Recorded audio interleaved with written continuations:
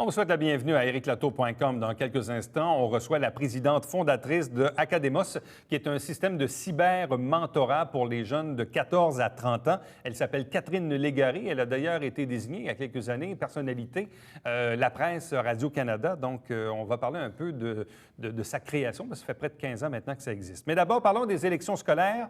Parlons des modalités, notamment avec le secrétaire général, directeur des communications et directeur de cette élection, M. Mario Champagne.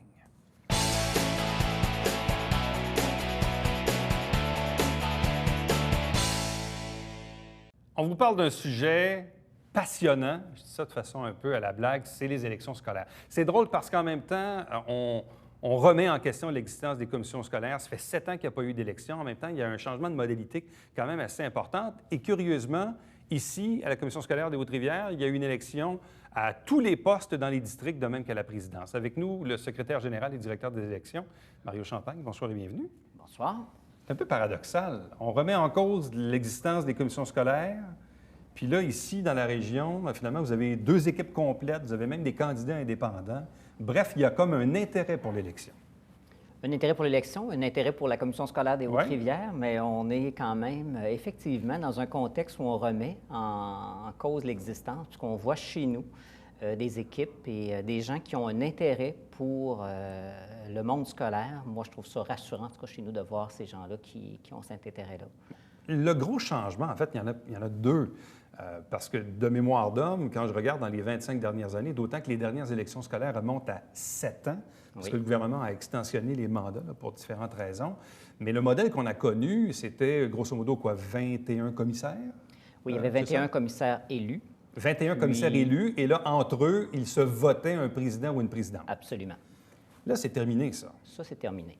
Donc, il y a eu des modifications à la loi il y a quelques années pour maintenant, il y a une élection à la présidence au suffrage universel. Alors, ça change la donne.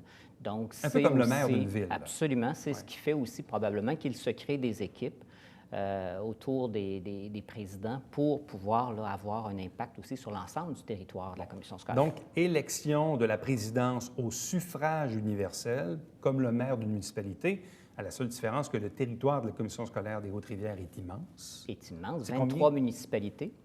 C'est 23 municipalités. Donc, on part de Saint-Paul-d'Abbotsford jusqu'à, de ce côté-là, Richelieu, Lacolle, à Clarenceville. Donc, c'est un peu le quadrilatère que je peux dire. Là. Donc, c'est 23 municipalités qu'on regarde au niveau provincial. Hein. Il y a trois députés qui couvrent ce territoire-là. Donc, c'est sûr que ça requiert beaucoup de travail au niveau des gens qui veulent se présenter. Parce que c'est même plus grand, à la limite, que le comté fédéral de Saint-Jean. C'est énorme. Donc, élection de la présidence au suffrage universel, mais aussi une réduction importante du nombre de commissaires élus, parce que vous aviez 21 commissaires élus, et là, vous tombez à 10. Là, maintenant, on est à 10. Donc, le président n'est pas relié à une circonscription électorale. C'est vraiment 10 circonscriptions. Donc, à peu près, là, 2 circonscriptions sont devenues une. On a passé de 21 à 10. Donc, c'est sûr que pour chacun des commissaires aussi, il représente un plus grand territoire, donc plus de gens là, qui vont procéder à l'élection de chacun des commissaires. Bon. Comment susciter l'intérêt du public? Parce qu'en même temps, il y a des messages contradictoires. Le ministre lui-même, M. Bolduc, a donné un drôle de message. On remet en cause les commissions scolaires. Il dit aux gens, n'oubliez pas d'aller voter, mais en passant, si vous n'y allez pas, ça va juste nous donner une bonne indication pour pouvoir les abolir. Double message ici. En même temps, ici, dans le comté, dans le territoire de la commission scolaire des Hautes-Rivières, donc il y a 2 équipes qui se sont formées. Il y a même des candidats indépendants. Mais souvent, ce que les gens me disent, je parle avec des gens dans la communauté, il y avait même un sondage ce matin qui disait que 38 des gens qui désiraient avoir le maintien des commissions scolaires. Donc, on sent qu'il y a un intérêt, mais les gens me disent, on ne connaît pas les candidats. Et ça, et je vous dirais, ce n'est pas de la faute du directeur des élections, c'est de la responsabilité des candidats de se faire connaître, mais ça, c'est un défi réel. C'est un défi réel parce que c'est sûr qu'on est dans un monde spécifique au niveau scolaire, donc on sait que les gens ils sont inondés d'informations, hein, donc on cherche nous-mêmes, comme président d'élection, je vous dirais, des façons de faire connaître nos gens, de faire connaître les élections scolaires, de demander aux gens de participer aux élections scolaires. Mais c'est difficile d'atteindre les gens, d'aller chercher cet intérêt-là. Quand on parle de la municipalité, il y a plein de choses qui peuvent nous toucher. Mais on a l'impression, quand on n'a plus d'enfants, ou je ne sais pas, on parle souvent du compte de taxes, mais qu'on se sent moins concerné par les élections scolaires. Probablement le fait de ne plus avoir d'enfants à l'école en partant, ça change la donne de l'intérêt, là, je parle. De l'intérêt. Quoiqu'en même temps, si vous êtes un propriétaire foncier, vous avez encore un compte de taxes qui vient de la commission Oui, puis ça, scolaire. c'est important. Vous me dites ça parce que, contrairement à beaucoup, il y a encore dans la croyance populaire, c'est comme s'il fallait être propriétaire d'une maison pour pouvoir voter aux élections scolaires ou avoir un enfant qui fréquente l'école. Et c'est pas ça. Tout le monde peut voter. Tout le monde peut voter. Toute personne qui a 18 ans et plus qui demeure sur le territoire de la Commission scolaire des Hautes-Rivières. Donc, on s'assure qu'on est bien inscrit sur la liste électorale et l'ensemble des gens peuvent voter aux élections scolaires. Ça vous fait un bassin de combien d'électeurs inscrits? Plus ou moins 116 000 électeurs inscrits. Est-ce qu'on est encore dans les périodes de révision ou si les gens veulent s'ajouter, il arrive quoi? Ça se termine pour nous. Là. On est le...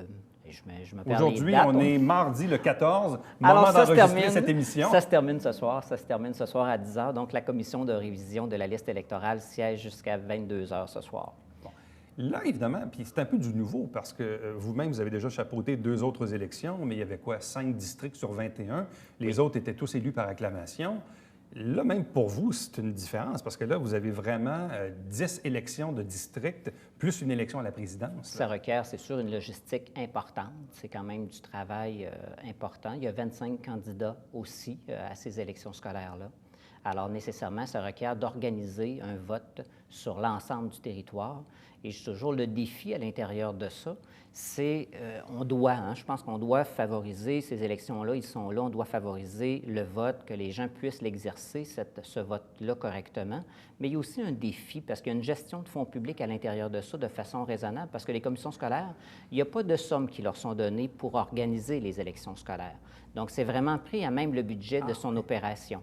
Alors, comment, oui, favoriser les gens à voter, mais aussi en faisant une gestion des fonds responsables de cette élection. Est-ce que les candidats, à l'instar du municipal, ont des frais qui peuvent être remboursés ou comment ça fonctionne, ça? Oui, donc ils ont des règles à respecter au niveau du financement pour pouvoir être remboursés d'une certaine portion des dépenses électorales qu'ils engageront. Ils doivent obtenir 15 du vote au moins.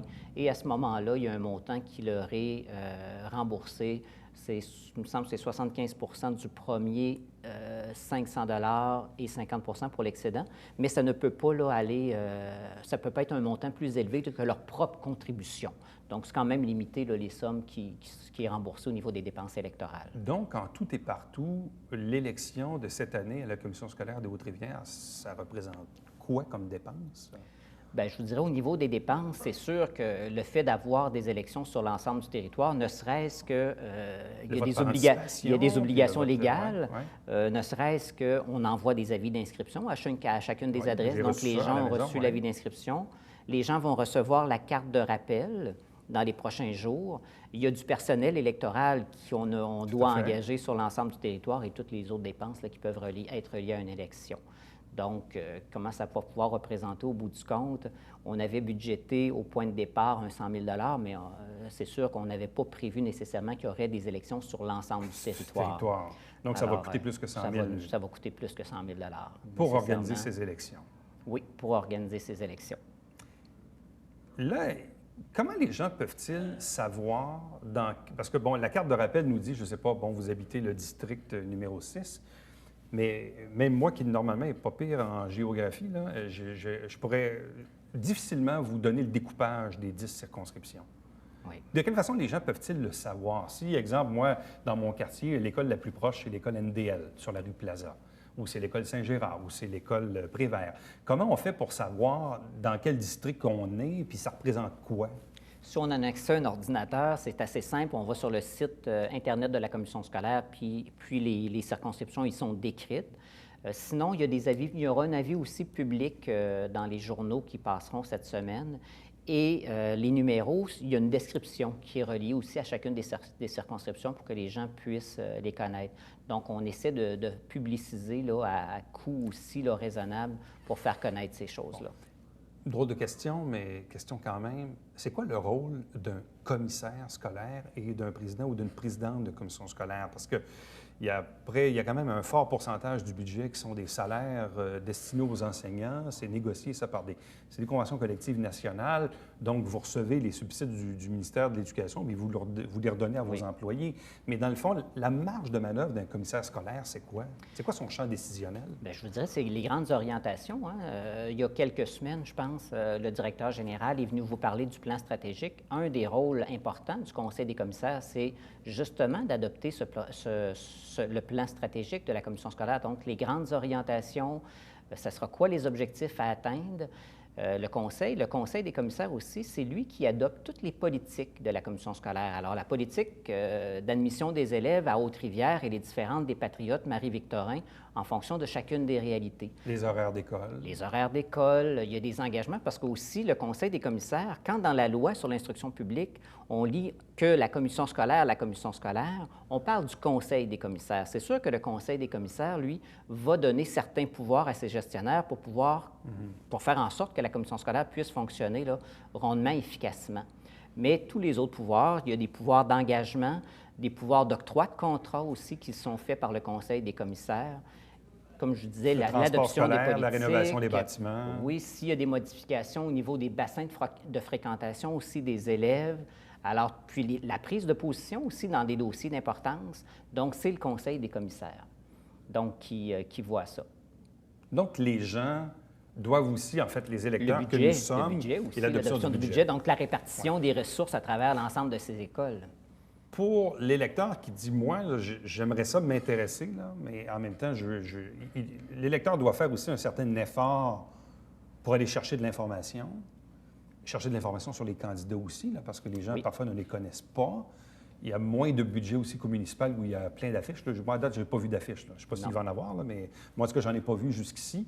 Donc, c'est peut-être plus difficile pour l'électeur de savoir qui fait quoi et qui nous offre quoi. Là. Oui. Ça. Ce qui serait important au scolaire, avec la carte de rappel, ça sera accompagné de l'information minimale des candidats aux électeurs. Ouais.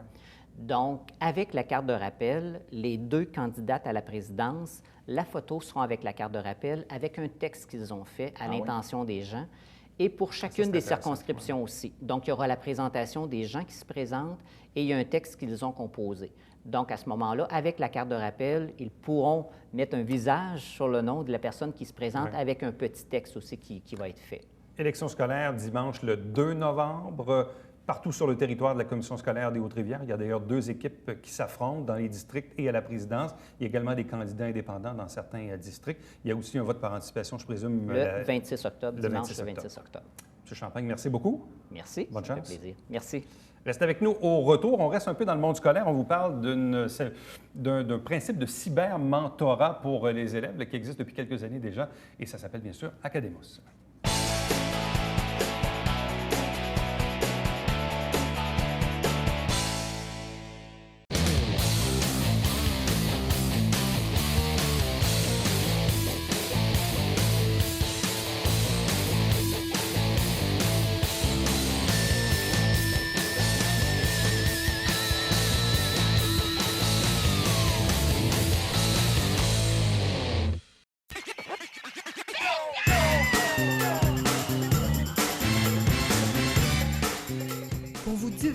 Dans le confort de votre foyer.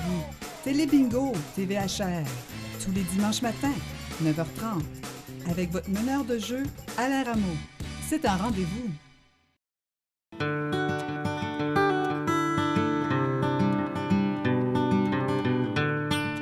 Coulisses Bêta, version 3.0, de retour cet automne.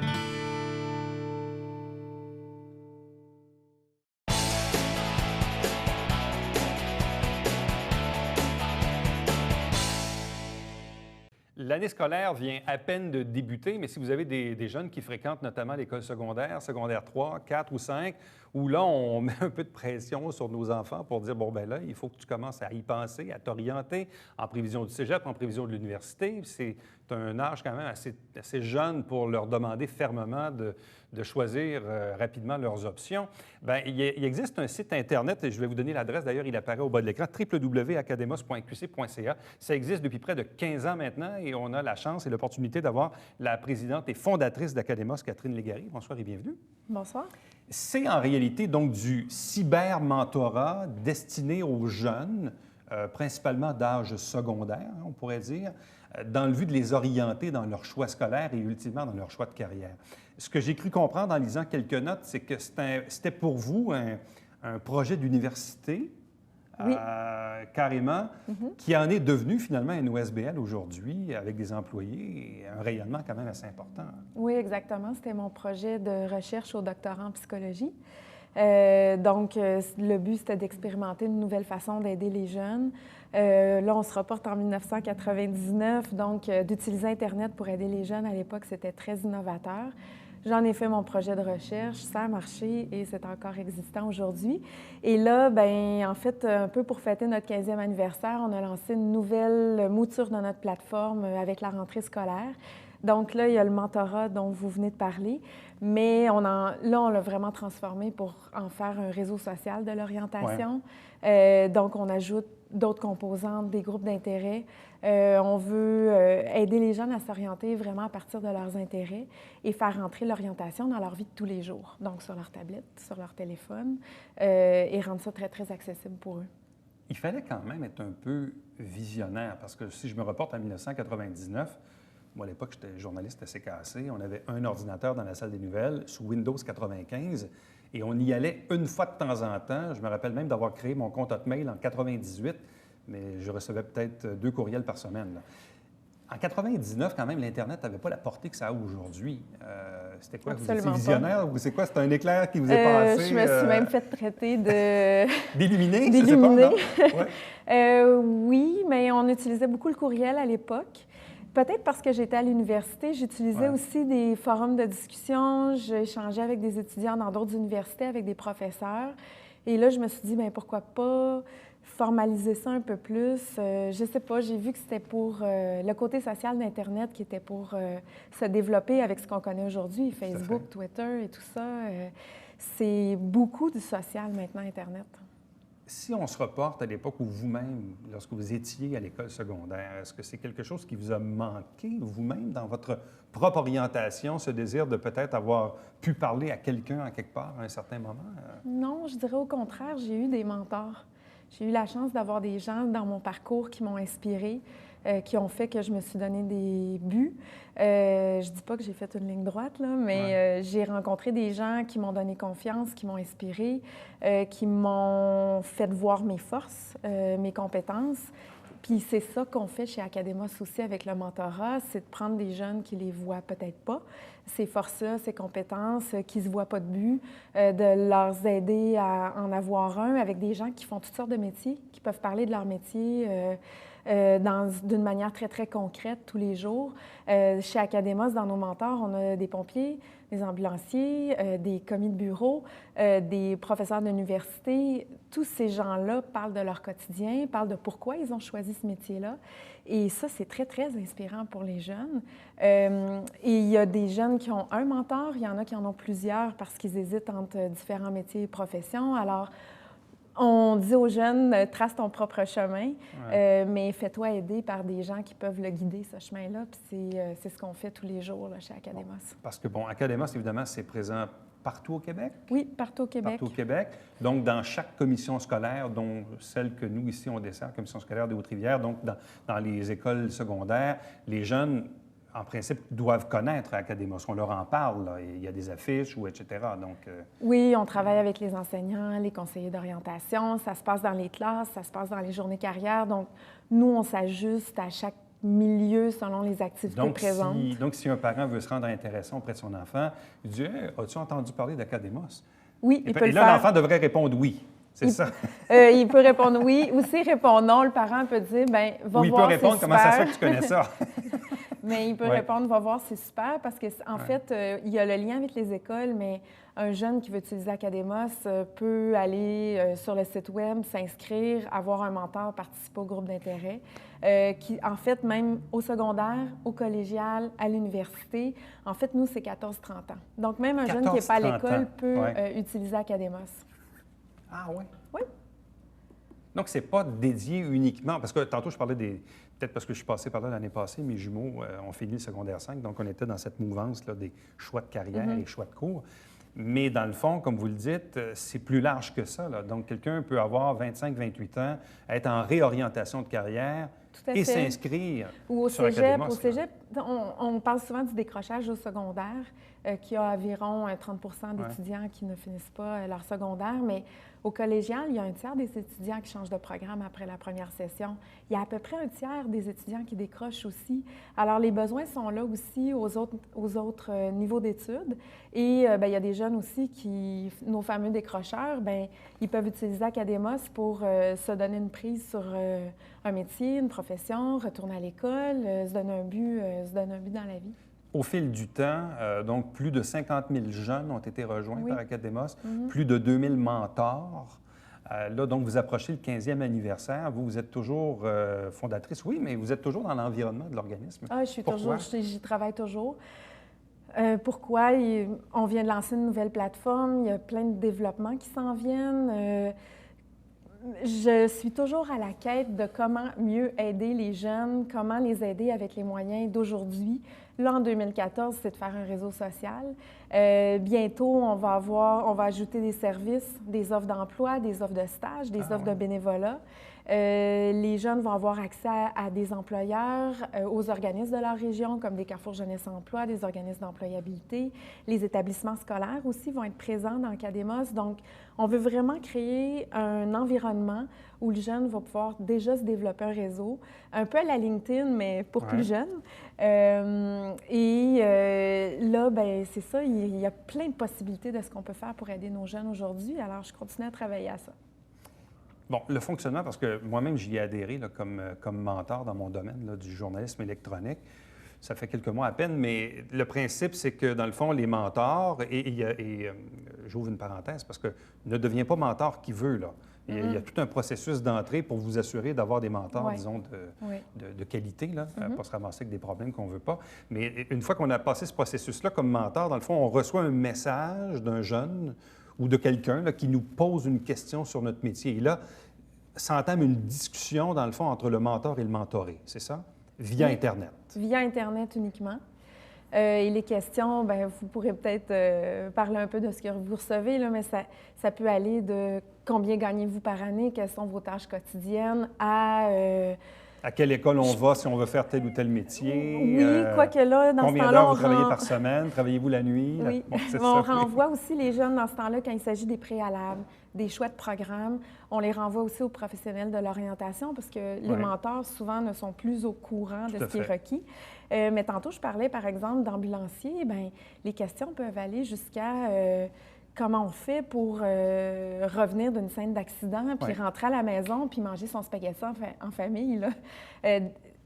C'est des questions qu'on peut avoir quand on fait un choix de carrière ou même quand on est en train d'étudier pour devenir ambulancier qui peuvent, à un moment donné, surgir et faire « Oh, est-ce que je suis prêt pour ça? » Je vais parler à quelqu'un qui le fait tous les jours, ce métier-là, et il n'y a que cette personne-là qui peut me répondre. Quand même qu'on regarde un livre sur les métiers, quand même qu'on va lire sur Internet, on n'aura jamais réponse à ce genre de questions-là. Comme l'organisme existe depuis bientôt 15 ans, je présume que vous avez déjà reçu à ce jour des témoignages au fil du temps. Oui. De mentors, mais de mentorés aussi. Les jeunes, ils vous disent quoi? Est-ce que vraiment ça a été révélateur dans leur choix de carrière? Est-ce que là, juste le simple envoi d'un courriel à un mentor a changé quelque chose dans leur vie? C'est quoi les commentaires que vous entendez? Il y a de tout. Hein? Puis la plus belle preuve qu'on peut avoir qu'on a aidé un jeune, c'est quand ce jeune-là devient lui-même ou elle-même mentor. Ah oui, est-ce qu'on est rendu là chez vous? Ben oui. Okay. Mais parfois, c'est un courriel qui va aider, qui va être éclairant. Parfois, c'est vraiment un soutien continu sur plusieurs messages, sur plusieurs mois. On a eu des témoignages de jeunes qui nous ont dit vous m'avez aidé à faire mon choix, d'autres vous m'avez aidé à rester à l'école. On reçoit vraiment toutes sortes de témoignages. Puis du côté des mentors, c'est vraiment la satisfaction, le sentiment d'être utile auprès de la prochaine génération. Donc, ça tourne beaucoup autour de ça, les commentaires. Vous comptez maintenant combien d'employés chez Academos? On est 20 employés, 10 à Montréal au siège social et on a des agents aussi de développement dans les régions du Québec. Donc, ça nous permet avec Internet, on dit qu'on est partout, mais ça nous permet aussi, vous parliez des écoles tout à l'heure, d'aller rencontrer les jeunes sur place, d'être présents dans les milieux. Alors, on est répartis un peu partout là, dans la province. Et comment on arrive à financer ça? De plein de manières. Alors, on a un soutien gouvernemental par le gouvernement du Québec dans le cadre de la stratégie d'action jeunesse. Cet hiver, on a fait une campagne de financement socio-participatif sur Internet. Donc là, il y a plein de gens de la communauté qui ont donné. On a ramassé 16 000 $ pour développer la nouvelle plateforme comme ça. Et on a des partenaires du privé, donc des fondations, des commandites. Donc, on a plusieurs partenaires là, qui nous appuient. Madame Légaré, merci beaucoup. Merci Meilleure à vous. des chances. Et dans le fond, le message qu'on passe principalement aux parents qui nous écoutent, donc si vous avez un jeune qui a entre 14 et 30 ans, qui désire, dans le fond, poser des questions à un mentor dans le but de s'orienter au niveau de ses choix d'école ou ses choix de carrière, bien, il peut le faire via le site academos.qc.ca. Sinon, devenez mentor, on en cherche toujours. Donc, Academos cherche toujours des mentors. Merci. Merci beaucoup. Reste avec nous puisqu'au retour, on vous présente notre babillard quotidien.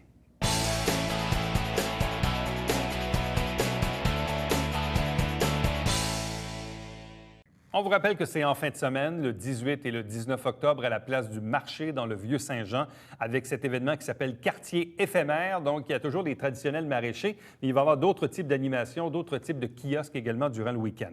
À chaque semaine, on vous présente Saint-Jean-sur-Richelieu. C'est le nom de notre émission qui vous résume les travaux du Conseil de ville. Également, vous dire que le dimanche matin, 9h30, en direct au Câble 9, c'est le Télébingo, avec 3 500 $ en prix, dont la carte pleine qui est à 2 000. 30 dépositaires dans la région que l'on dessert ou l'on diffuse pour acheter vos livrets. Pour connaître la liste, vous téléphonez ou vous allez sur notre site Internet.